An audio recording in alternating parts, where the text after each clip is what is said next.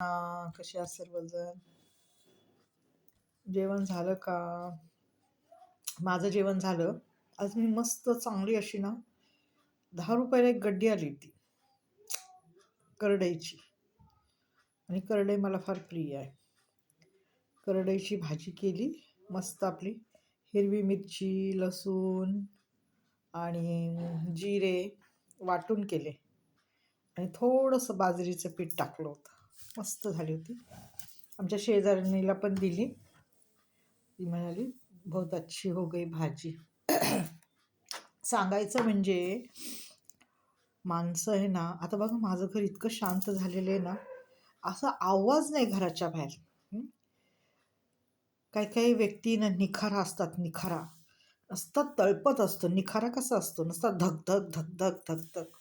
असा निखारा नसावा, माहिती आहे का? असं माणसाने बघितल्याबरोबर वाटलं पाहिजे की अरे ही व्यक्ती खूप चांगली आहे. माणसाची चिटकली पाहिजे, चिटकली पाहिजे. आता माझ्याकडे काही नाही द्यायला, मी काही देत नाही लोकाला कोणाकडं. माझ्याकडे मी काही एवढी पैशावाली नाही, पण फक्त एक योग्य शब्द, माहिती आहे का, बोलण्याचा जो सॉफ्टनेस असतो ना तो पाहिजे माणसाला. काही काही लोकात नसतो. ती सतत धगधग त्या निखाऱ्यासारखी असतात. कोणाला भाजू, कोणाला त्रास देऊ, कोणावर जाऊन पडू, कोणाला जाळून टाकू, कोणाला भस्म करू, असे असतात. परंतु आयुष्यामध्ये तसं नाही जमत ना, सगळीकडंच नाही चालत, हो का नाही? तर सांगायचं म्हणजे इतकी शांतता आहे ना आता माझ्या मनाला. लोक म्हणतात ना, खायला कमी असलं तरी चालेल पण मनाला शांतता हवी, हो की नाही? तसं आहे, डोक्याला शांतता आणि मनाला शांतता. माझं तर सगळ्यांना हात जोडून नम्र विनंती आहे की भांडण वाढवू नका आणि भांडण विकोपाला नेऊ नका. कारण का भांडणामुळं चांगली चांगली नाती तुटून जातात आणि आयुष्यभर ती एक मनामध्ये सल राहते.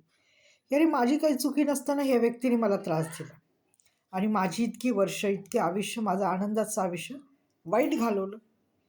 तर हे असं कोणाच्याच बाबतीत घडू देऊ, एवढंच सांगायचं. आणि नाती तुटू देऊ नका. नात्यात फार मोठं हे असतं, पैशापेक्षा पण नाती घट्ट असायला पाहिजे, एवढं मात्र खरे.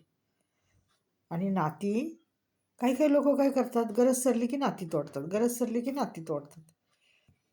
आता परवाच एका बाईला मी सगळं अन्न पाण्याला लावलं, नोकरी पाण्याला लावलं, तीच माझ्यावर उलटली. काय त्यांची नीतिमत्ता असेल काय माहिती, घाणेरडे विचार. मुळात म्हणजे त्यांना हे कळत नाही की आज मी भाकरी कोणामुळं खाते, कोणाच्या ह्याच्यामुळं चाललंय माझं सगळं जीवनार्थ. विसरून गेले. जाऊ द्या, त्यांची नीतिमत्ता त्यांच्याबरोबर, हो की नाही?